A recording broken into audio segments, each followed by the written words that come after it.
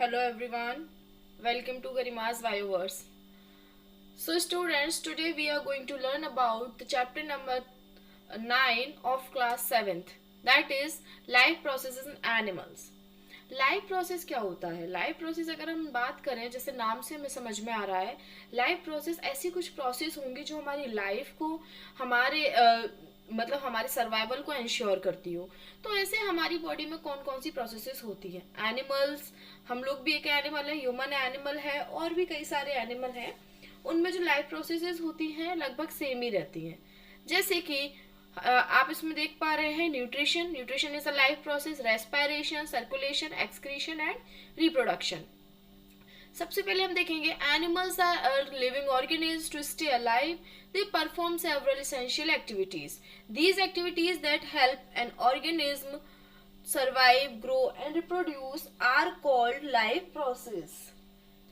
अब ये जो इम्पोर्टेंट लाइफ प्रोसेस होती है एनिमल्स में, वो कौन कौन सी होती हैं? तो वो है nutrition, respiration, circulation, excretion and reproduction. चलिए, तो अभी हम इस चैप्टर में न्यूट्रिशन एंड रेस्पिरेशन, ये दो जो लाइफ प्रोसेस हैं उनको डिटेल में पढ़ेंगे। बाकी के आप फर्दर जो आपके हायर क्लासेस होंगे उनमें आप इनको पढ़ेंगे। चलिए तो चलते हैं। सबसे पहले न्यूट्रिशन। और न्यूट्रिशन की मैं बात करूं तो न्यूट्रिशन एक ऐसी प्रोसेस होती है जिससे ऑर्गेनिज्म उस फूड को लेता है और उसको यूज करता है। किस लिए? ग्रोथ के लिए, बॉडी ग्रोथ के लिए, बॉडी के रिपेयरमेंट के लिए एंड एनर्जी के लिए। अब एनिमल्स किस तरीके के होते हैं अगर उनकी फूड हैबिट की बात करें तो उसके अकॉर्डिंग, तो animals can be herbivores, carnivores, omnivores और पैरासाइट। हर्बीवोर्स वो होंगे जो प्लांट बेस्ड फूड खाते हैं, मीन्स एकदम वेजिटेरियन, जैसे कि काउ और डियर, ये सिर्फ ग्रासेस या फिर प्लांट बेस्ड फूड खाएंगी। ओमनी कार्निवोर्स होंगे जो फ्लैश खाएंगे एनिमल्स का, like lion and hawk. Omnivores होंगे that depends on plants and animals both, जैसे कि ह्यूमंस एंड बियर। पैरासाइट होंगे जो कि किसी एनिमल के अंदर रह रहे हो या उनके ऊपर रह रहे हो, तो उनसे जैसे ब्लड सक करते हैं, जैसे कि लाइस, जू हो गया, जू हमारी बॉडी से ब्लड सक करता है। टेप वर्म हो गया, लीच हो गया, तो ये सब क्या है? पैरासाइट्स हैं। अब फर्स्ट हमारा आता है जो मेन टॉपिक है, दैट इज डाइजेशन। डाइजेशन क्या होता है? Digestion is actually a process by which complex food molecules are broken down into simpler absorbable forms so that the body can use them for energy, growth and repair। मतलब digestion means जैसे हम खाना खाते हैं, जब हमने खाना खाया तो हमने एक बाइट जो लिया, that bite is of very large size, मतलब कंपेरेटिवली लार्ज साइज होता है, तो उसको हमारे टीथ के थ्रू मैस्टिकेशन हम करते हैं, टीथ के थ्रू मैकेनिकल डाइजेशन होता है, जिसकी वजह से वो छोटे छोटे टुकड़ों में टूट जाता है। उन छोटे टुकड़ों में टूटने के बाद वो हमारी बॉडी में जो एंजाइम्स सीक्रेट होते हैं उनके द्वारा फर्दर ब्रेक डाउन होता है और हमारी बॉडी उसको एब्जॉर्व कर लेती है। कब एब्जॉर्व करती है? जब वो काफी सिंपल फॉर्म में हो जाते हैं। अब उसको एब्जॉर्व करने के बाद बॉडी क्या करती है? उसको एनर्जी के लिए यूज करती है, ग्रोथ के लिए यूज करती है, रिपेयरमेंट के लिए। अब बताइए डाइजेशन नेसेसरी क्यों है? Most food we eat, bread, rice, meat, vegetable, anything, is made up of large molecules that cannot be directly absorbed. They must be broken down into simpler molecules like glucose, amino acids, fatty acids and glycerol. Glucose means जो हम उसमें carbohydrate खा रहे हैं वो glucose में टूटेगा, amino acids जो प्रोटीन हम खा रहे हैं वो अमाइनो एसिड्स में टूटेगा, और फैटी एसिड्स में जो फैट खा रहे हैं या ग्लिसरॉल भी फैट जो खा रहे हैं उन सब में ब्रेक डाउन होगा। अब देखिए इसकी कुछ प्रोसेसेस होती हैं, स्टेप्स होती हैं। पहला है इंजेशन। इंजेशन होता है जिसमें हम माउथ कैविटी में, हमारी जो पकल कैविटी है, माउथ कैविटी है, उसमें फूड को रख रहे हैं, टेकिंग इन फूड, अंदर फूड को रख रहे हैं, मीनिंग मतलब हम ईट कर रहे हैं, उसको खा रहे हैं, जैसे दांत से हमने मैस्टिकेट किया, सलाइवा मिक्स हुआ, सलाइवरी माइलेज ने उस पर ब्रेक डाउन किया। फिर डाइजेशन क्या होता है? डाइजेशन होता है कि फूड का सिंपल फॉर्म में ब्रेक डाउन करना एंजाइम्स की हेल्प से। अगर मैं माउथ की बात करूं तो हमारे माउथ में एक एंजाइम होता है सलाइवरी अमाइलेज। ये जो सलाइवरी अमाइलेज होता है ये हमारे सलाइवा में होता है और ये क्या करता है? ब्रेक डाउन करता है। किस चीज का? Break down of starch. Starch का ब्रेक डाउन करता है जो कि हमारे फूड में होता है। फूड में जो कार्बोहाइड्रेट होता है दैट उसमें स्टार्च का ब्रेक डाउन करता है। नेक्स्ट प्रोसेस आती है हमारी एब्जॉर्प्शन। एब्जॉर्प्शन में जो डाइजेस्टेड फूड होता है वो ब्लड के अंदर जाता है through walls of intestine. Intestine की वॉल्स पे आप लोग को देखिए इंटेस्टाइन की जो वॉल होती है उस पर ऐसे फिंगर लाइक प्रोजेक्शंस होते हैं। इस फिंगर लाइक प्रोजेक्शन पे सरफेस एरिया कुछ बढ़ जाता है, जिसके कारण क्या होता है, इसमें एब्जॉर्प्शन होने लगता है।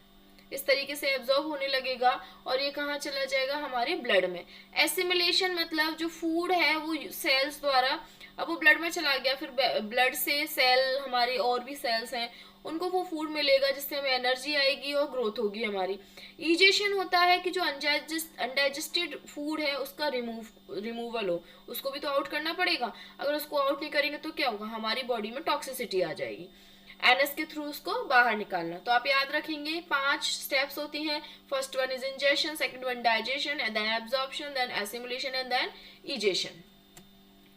अगर हम ह्यूमन डाइजेस्टिव सिस्टम की बात करें तो आप देखिए उसमें कौन कौन से ऑर्गन होते हैं। तो माउथ आपको पता है, जिसमें हम खाना खाते हैं, क्या करता है, फूड को च्यू करता है, सलाइवा के साथ मिक्स करता है।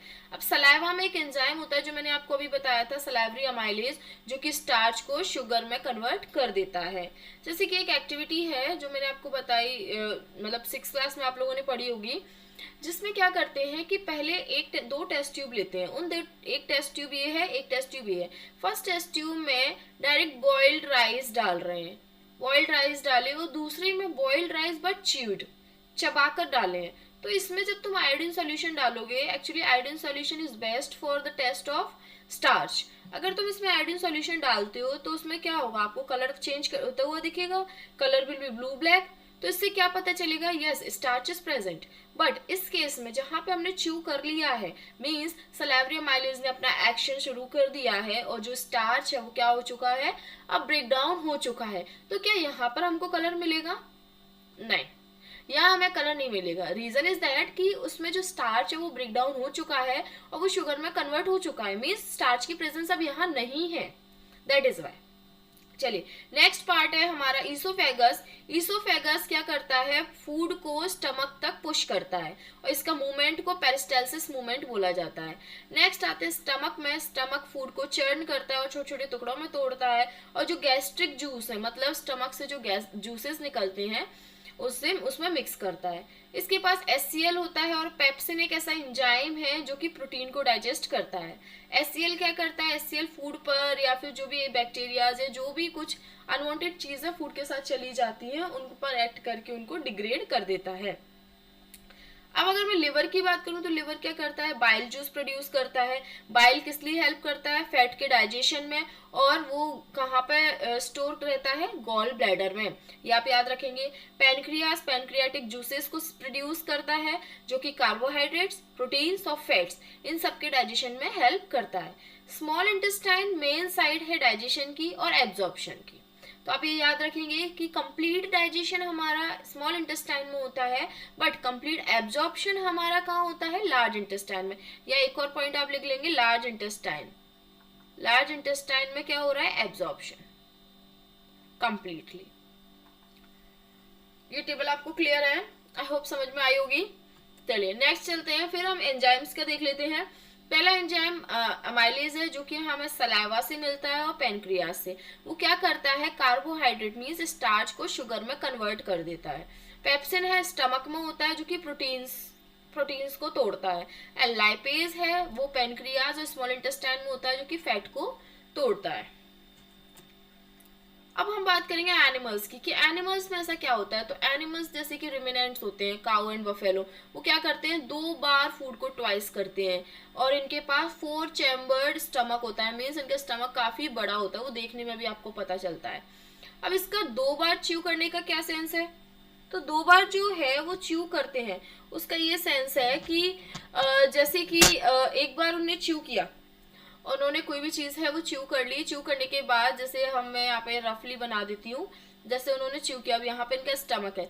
च्यू करने के बाद जो भी खाना है वो इनका जल्दी से थोड़ा बहुत चबा करके इन्हें स्टमक में चला गया।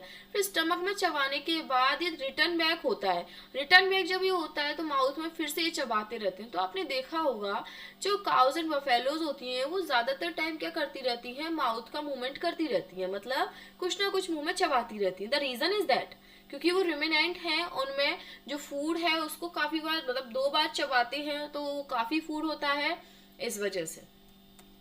अब आते हैं रेस्पिरेशन पर।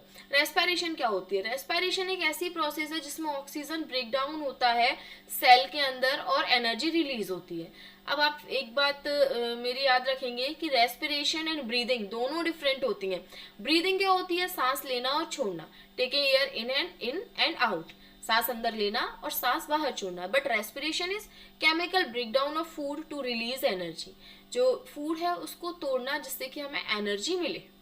समझ में आया? तो रेस्पिरेशन के अंदर ही ब्रीदिंग आता है।